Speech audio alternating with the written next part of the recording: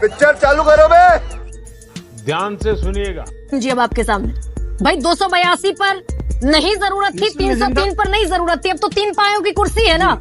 नीतीश कुमार कहेंगे हम छोड़ रहे हैं जातिगत जनगणना नहीं कराते तो, चंद्रबाबू नायडू कहेंगे कि हम तो मुस्लिम आरक्षण देंगे, कर लो जो करना है।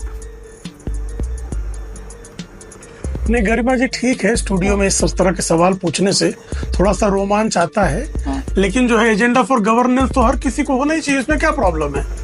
हम अगर राजग बना रहे हैं, राजग की सरकार बना रहे हैं, तो हर किसी की उसमें जो है विषय तो लिए ही जाएंगे, इसमें क्या आपत्ति है। नहीं पहली बार अब इतने लंबे अरसे बाद कन्वीनर बनाना पड़ेगा ना प्रेम जी, अभी तक नहीं था, अभी तक जरूरत नहीं। मैं तुम्हें अभी समझाता हूँ। तो भाई हाँ तो जरूरत है तो कर लेंगे, तो क्या प्रॉब्लम क्या है इसमें। आपको क्या लग रहा है, आपके समाचार आपके यहाँ जो है किसी जमाने में कोई और एंकर था, उसकी अलग स्टाइल थी, आजकल आप एंकर हैं तो आपकी अलग स्टाइल है, तो क्या आप एडजस्ट नहीं हुई कि न्यूज़ 24 एडजस्ट नहीं हुआ। हम मालूम है तेरे बाप को मत सिखा, चल।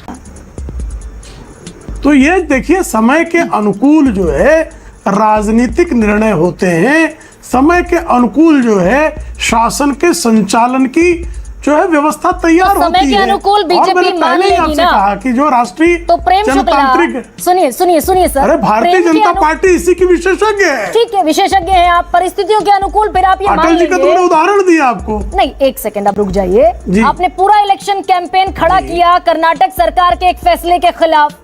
कर्नाटक में मुस्लिम को आरक्षण दे दिया, ओबीसी का हक छीन लिया, एससी एसटी का हक छीन लिया। ठीक वही बात चंद्रबाबू नायडू कर रहे हैं आंध्र प्रदेश में, उनको आप बगल में बैठा रहे हैं। तो ये परिस्थितियों का अनुकूलन हुआ क्या, अडेप्टेशन हुआ क्या? आपके सामने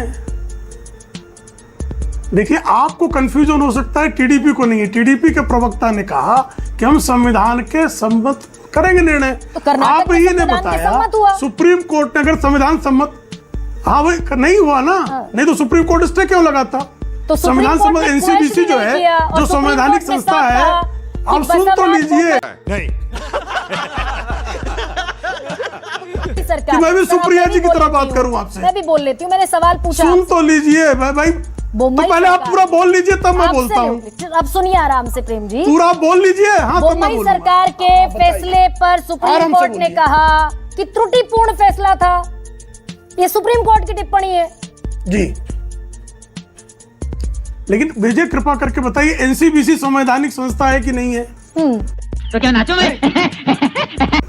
NCBC national commission for backward classes ये संवैधानिक संस्था है कि नहीं है।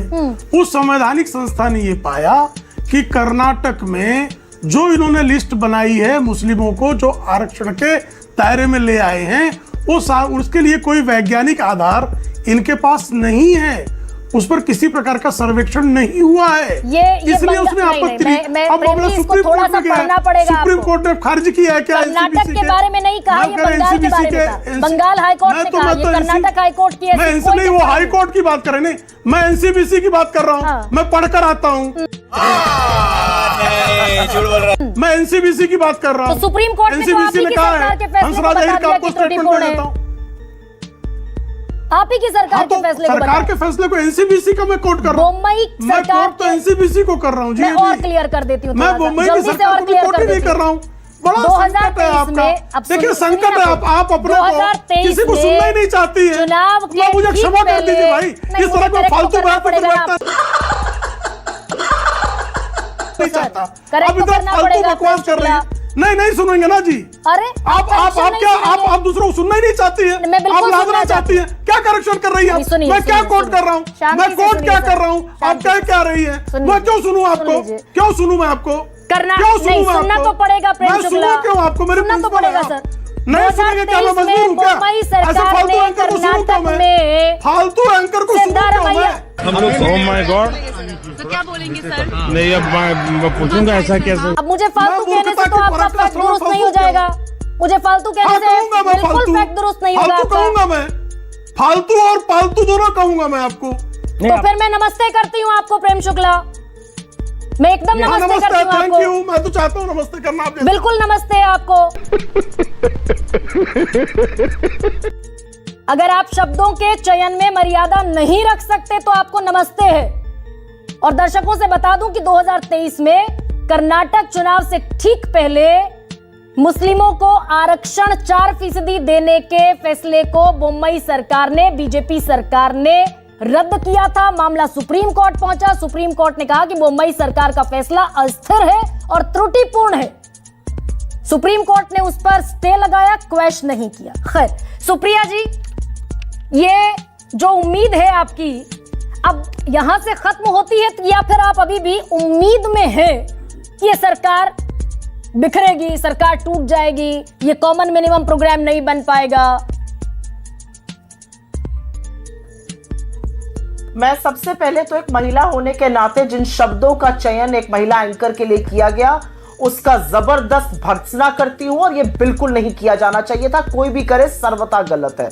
मैं चाहती हूं कि जिसने भी किया उस पर माफी मांगी जाए, बीजेपी माफी मांगे और उसके बाद इस बात को आगे बढ़ाया जाए। मेरा अपना मानना है गरिमा जी कि एक मैंडेट आया है लोगों की तरफ से, उसको बीजेपी अपने हिसाब से पढ़ रही है, हम अपने हिसाब से उसको इंटरप्रेट कर रहे हैं और उस इंटरप्रिटेशन के हिसाब से हमारा शीर्ष नेतृत्व बैठ रहा है और वो बैठकर डिसाइड करेगा। देखिए नंबर को इधर उधर से तो टपके नहीं जा सकते, नंबर्स तो आपको चाहिए ही होंगे। तो देखते हैं आगे क्या होता है। अभी जो बैठक हो रही है वो इसी बात पर निर्णय लेगी कि क्या हम एक मजबूत और रिस्पॉन्सिबल विपक्ष की भूमिका निभाएंगे या हो सकता है कि हमारा जो जनबंधन है वो और लोगों से बातचीत करे। मुझे नहीं लगता कि वो कहने की आजादी या मुझे लगता है कि वो स्ट्रैटेजी भी डिस्कस करना यहाँ पर श्रेयस्कर होगा। मैं सिर्फ इतना कह सकता हूं कि मैं इस बात से खुश हूं कि बीजेपी को स्टॉल किया है लोगों ने। सुप्रिया, एक छोटा सा सवाल, ये राजनीतिक हलकों में बड़ी चर्चा है कि ये जो ब्लॉक है उसके बाहर के किसी व्यक्ति को भी, चाहे वो नीतीश कुमार हो, चंद्रबाबू नायडू हो, उनको भी टॉप पोजीशन दी जा सकती है नरेंद्र मोदी गवर्नमेंट को स्टॉल करने के लिए। क्या ये सच है? बाहर के लोगों को भी ये पद ऑफर किया जा सकता है क्या? अमूमन तो मुझे ऐसा लगता है अमूमन तो मैं राजनीतिक हलकों और चंदू खानों की खबरों को न पुष्टि करती हूँ न खंडन करती हूँ, लेकिन मैं ये जरूर बोलना चाहती हूँ कि इंडिया जनबंधन एक होकर लड़ा। इसमें एक से एक दिग्गज नेता है, जबरदस्त पॉपुलर नेता है, राहुल जी जैसे जननायक है। तो कैसे ये पोजीशन किसी बाहरी को ऑफर हो जाएगी जिसके खिलाफ मैंडेट है? मैं तो ये पूछ रही हूँ ना सवाल। तो ये जो राजनीतिक हलकों में खबरों के लिए अच्छी है। ठीक है सुप्रिया जी। प्रेम जैन, ये बताइए कि आंध्र प्रदेश का स्पेशल स्टेटस अब पक्का है इस सरकार में?